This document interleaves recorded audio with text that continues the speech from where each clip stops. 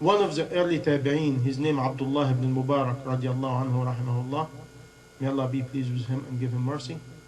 He used to work hard, and he was a very generous, very rich man. And he used to make a big caravan going to Hajj. And he used to distribute all his money in the time of Hajj. And by the time he come back from Hajj, he has no money. Why he do that, my brother? Why? To get closer to Allah subhanahu wa ta'ala. And this man, to show you how much he has in his heart, one day he does that every single day he go to Hajj. Every single year he go to Hajj. We wish we go every single day. And one time he go to Hajj like usual, and he has caravan with him, and he has his money, very wealthy. When he see a woman was bending down, picking a dead bird, and she left.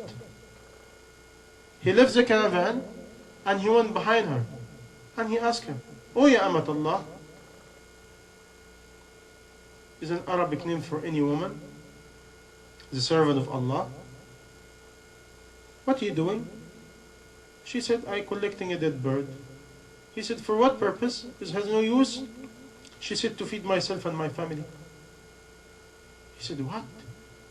Do you know eating dead bird is forbidden, is haram?" She said, "And do you know Allah permitted for those who are hungry and going to starve to death?" And he started crying. And he called his servant, "Oh my boy, come, bring our money. We have been planned for our journey, all of it." And he gave it to the lady, and he said, "Forgive me." And he did not do Hajj this year. And he went back home, hiding by his way. Nobody will ask him what he did, because he tried to do it purely to Allah, with no riya, no sum'ah, no show off.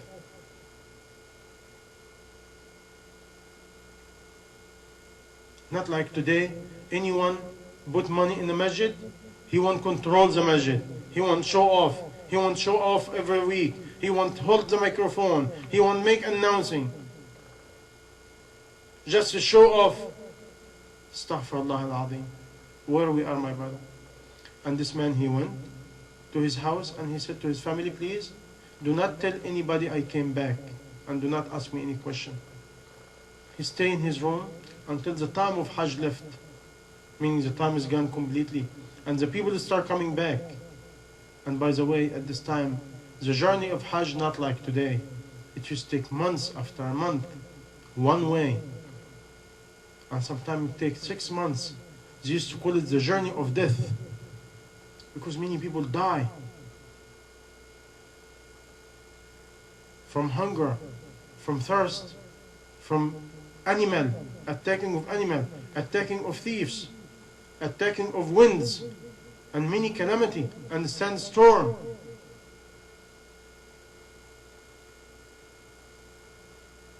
Anyway, the man in his room, time coming, people start coming, now he start leaving his house like normal. And people start greeting him. "Assalamu alaikum Abdullah, thank you, may Allah reward you for what you offer us in Mecca. Oh Abdullah, thank you, may Allah reward you in what you offer us in Medina. Oh Abdullah, thank you for what you offer us in Jeddah." In many places, they start telling him about many action and many things he did as a good deed. And even teaching and learning, because he was Imam too. And he was surprised, shocked, and he didn't say nothing. He go to his room and he start crying to Allah, "Allah, I do not understand what is going on." Allah subhanahu wa ta'ala, he give him a gift. He sees the Prophet sallallahu alayhi wasallam in ru'ya, in manam, when he sleep, and he give him the good news. He tell him Allah subhanahu wa ta'ala was so pleased with him of what he done with this woman, and he created an angel in the shape and look of Abdullah ibn Mubarak to do Hajj in his behalf, and do all the good deed Abdullah ibn Mubarak used to do. and you tell him, this year, for you, Allah accept all the Hajj, and for you, Allah give you 10 Hajj. He wrote you 10 Hajj to help the needy. To help the needy, my brother. We forget that in Hajj. We forget it's one of our duty to help the needy.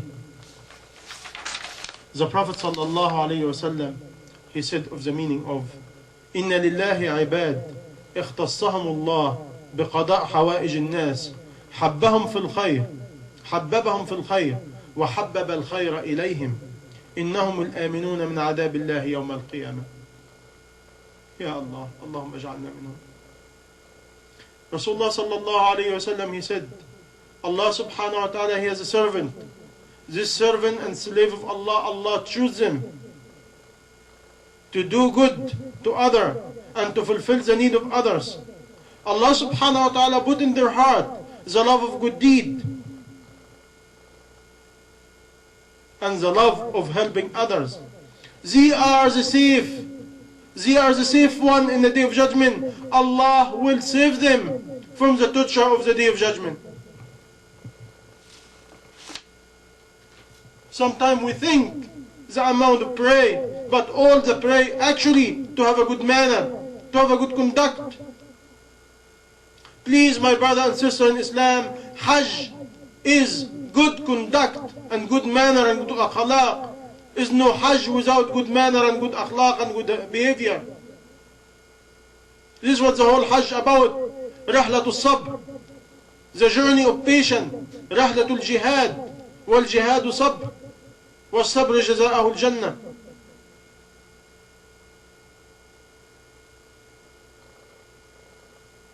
This is Hajj, my brother in Islam. This is some of the purpose of Hajj. I'm sharing it with you, because you're going to see the opposite. I see people do not talk about Hajj. I see people in Hajj do not talk about Allah. I see people in Hajj talk about just astaghfirullah al-azim, all nonsense. The food, the tent, the clothing, this and that, gold, marketing. I'm not saying being in the market is haram. No.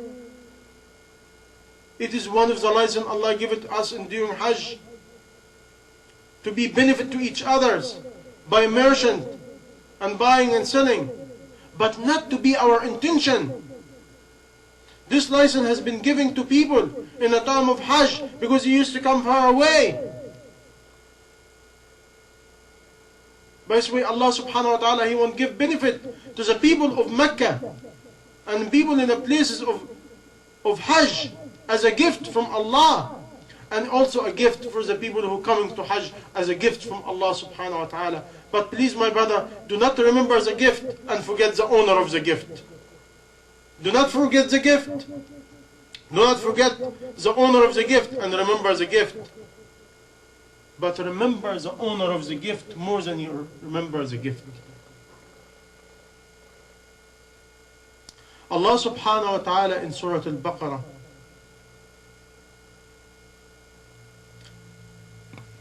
He explained to us something about Hajj very important. And this is what I'm talking about, my brother and sister in Islam.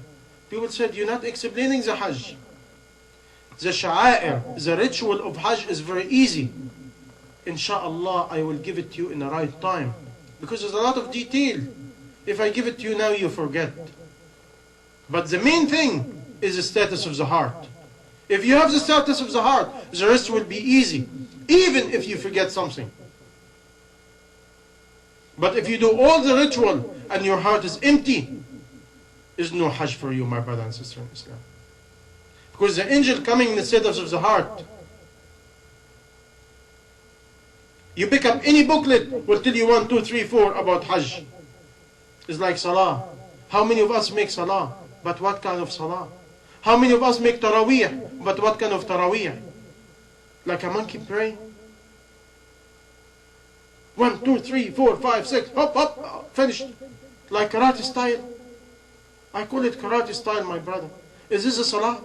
Is this what the Taraweeh all about? We become the people of ritual, but we do not have the meaning and depth and understanding and the purpose of ritual. This is what I'm trying to share with you, my brother and sister in Islam.